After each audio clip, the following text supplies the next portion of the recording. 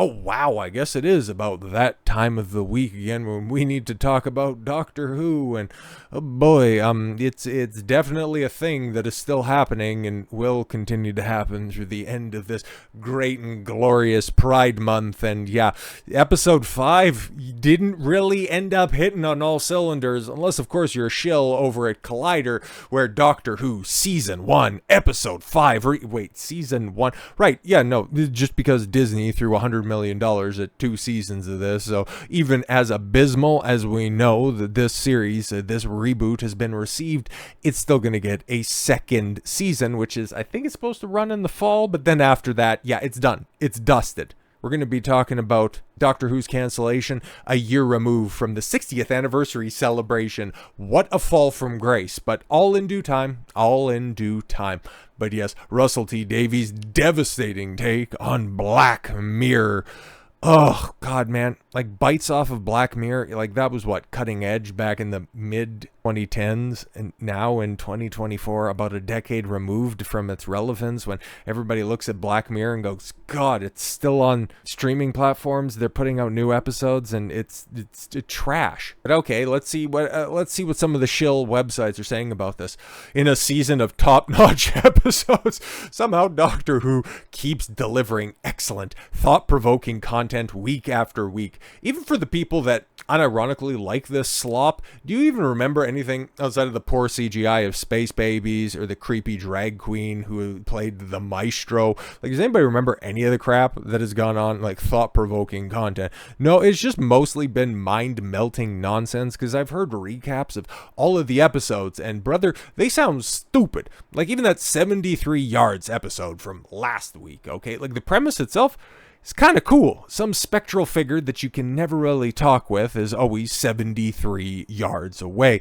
And anybody that you send over there to see what the hell that person's problem is immediately loses their mind, throws their arms up in the air, runs away screaming.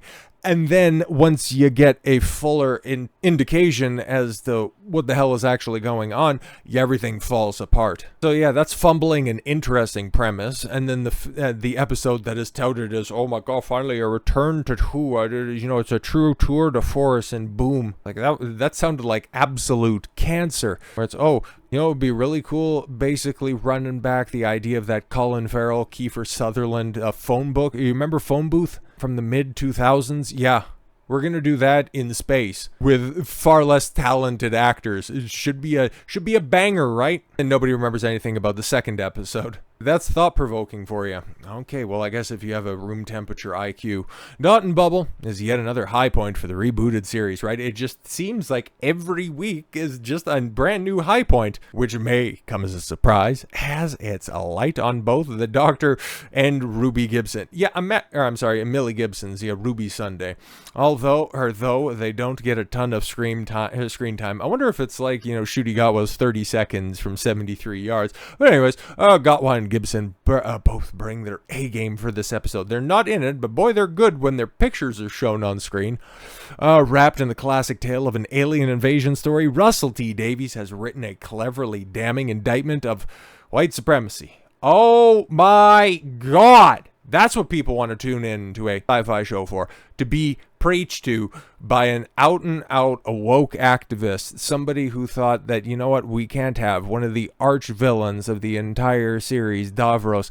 We can't have him as a half-human, half-Dalek hybrid because, bad people can't be stereotyped as being crippled. It's like, why would I think that this wouldn't be anything more than an activist wet dream? And the most ham-fisted, preachy nonsense. Okay. Good thing, right? You have this cleverly damning indictment of white supremacy when, as we've seen week after week, the only people that are left are the people that are just simply going to agree with you. So you're not really trying to convince any of the normies anymore. But okay, we're introduced to a place called Finn Time through the eyes of one of its residents, Lindy Pepperbean Callie Cook. On the surface, Finn Time seems like a lovely place where everyone is happy all of the time, but the insidiousness of the city is revealed bit by bit until the episode reaches its devastating conclusion that white people are to blame for everything.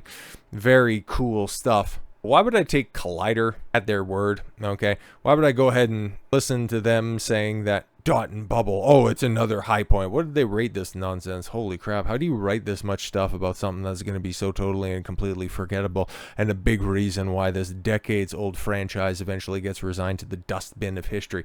Why would you give it an 8? Why would you give it an 8? Oh, Shigegawa knocks it out of the park with a powerful performance despite not being there. Satisfying to see Doctor Who deliver an episode with a strong political point of view again. This is what these people care about. Okay, they aren't interested in actually telling you the truth or being honest about things, because, yeah, when we talked about Doctor Who the last time, yeah, they were hitting brand new record highs. Oh, I'm sorry, highs? Yeah, high points for their rebooted series, which is still, in the Doctor Who spectrum, the lowest ratings in series in franchise history. But Doctor Who's latest episode just broke a new record. Overnight ratings for the latest episode of Doctor Who are in, and it's a hit. Oh, guys, it's a hit, right? Like, this is the high point until next week's high point, and then the week after that, the new high point there. According to Barb via Radio Times 73 Yards, the 4th episode of the freshly rebooted season 1 of the Sci-Fi Show has seen the highest overnight ratings for a single episode across the season so far, debuting at Disney Plus on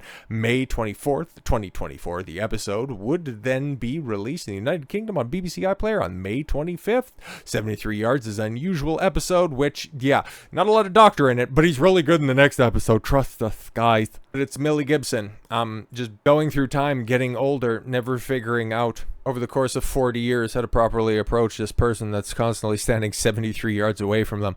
It's so stupid. But yes, according to Barb, during an episode of the episode's debut BBC One transmission, over 2.6 to a million viewers tuned in to watch Ruby's play. 2.6. You're counting that as being a dramatic success? I mean, that's really pathetic at this point in time, guys. Like, we're gonna take a look at the rest of the ratings because we actually have consolidated numbers for that show. Let's see how good the word of mouth is, because oh my god, guys, hey, this was a high watermark. This right there, creepy lady, that is definitely not Ruby Sunday 40 years into the future. Don't think about it at all whatsoever. Or how, you know, at the beginning of the episode where you have Ruby's surrogate mother go over there and talk to the older version of Ruby, ends up being driven insane and never wants to talk to Millie Gibson's Ruby ever again within simply conveying a couple of lines of dialogue.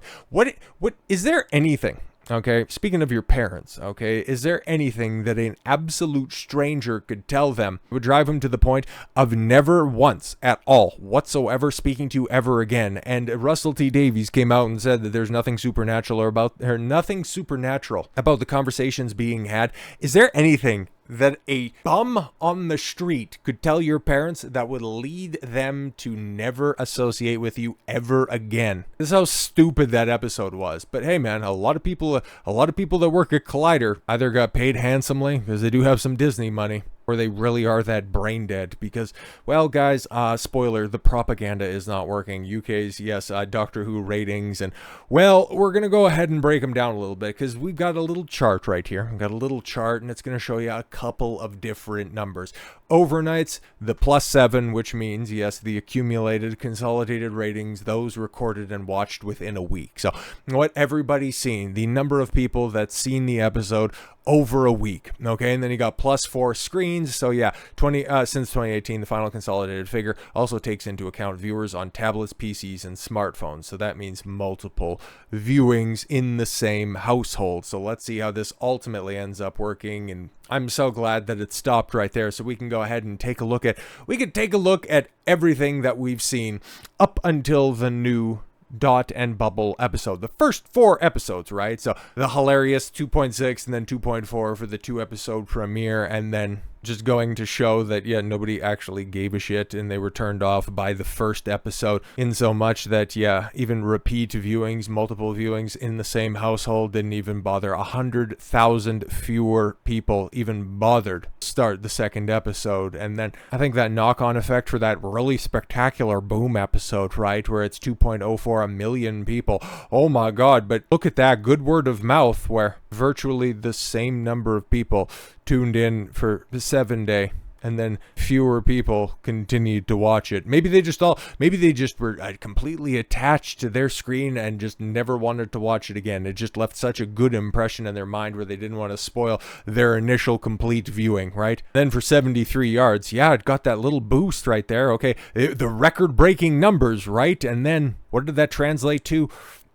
All that good word of mouth? Yeah, nothing at all whatsoever.